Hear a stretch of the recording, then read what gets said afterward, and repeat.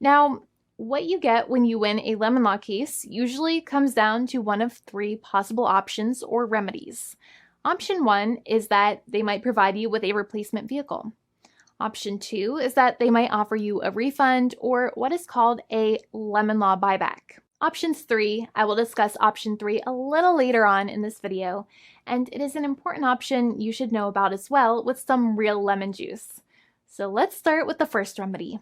Option one is that they can provide you with a replacement vehicle, which means you can basically trade your car in for a different vehicle, but there are some important things you should know about this option. The replacement vehicle should be a vehicle of similar value. The replacement vehicle should usually also be a vehicle from the same manufacturer with similar MSRP cost. It's crazy that many times, even though you really don't like dealing with that dealership, you might have to get a second car from the same manufacturer, even though they have lied to you and given you the runaround or given you a hard time. But there is another option with this as well, because year after year, the cost of vehicles might go up and the new vehicle might cost more. That price jump can make it difficult to get a car with the same MSRP price. Even though your car was a lemon, you might still have to pay that extra cost for the new and now more expensive vehicle. Thankfully, there is option two, which allows you to get a refund through a lemon law buyback.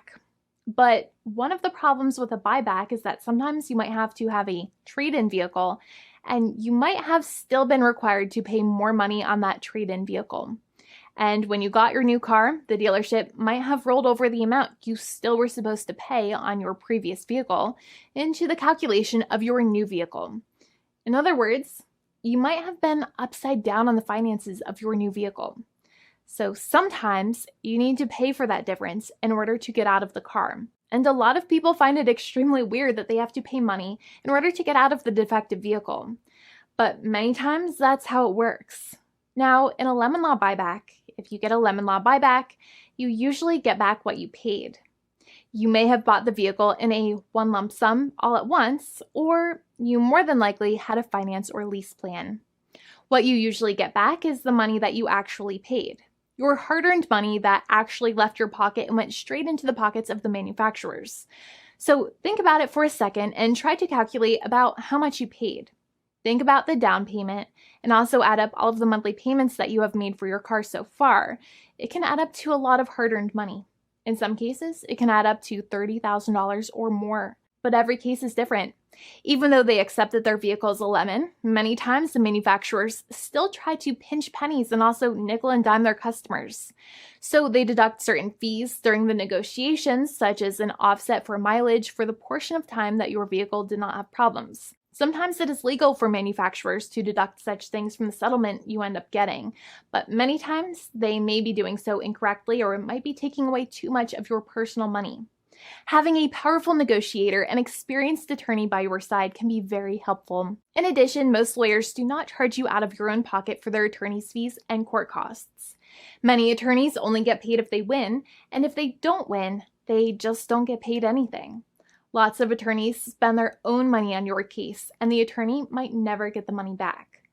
But it may make sense for the lawyer to take that risk if you have a strong case. It reminds me of being a kid and selling lemonade and spending my piggy bank coins and quarters to make the lemonade, even though I was never sure if I would make my money back. But when I made amazing lemonade, everybody would want it. We would all be happier as a result. Option three is that sometimes a manufacturer might simply pay you a settlement in what is called a cash and keep procedure. That's when you keep the car, but you get paid some compensation for all of the headaches and defects the vehicle caused. Even if you don't have a clear lemon law case, the manufacturer might still make a good faith offer to settle the matter and get it off of their heads. In many situations, even though the settlement might be less than a full buyback of the vehicle, it might make sense for you to accept that offer depending on your goals.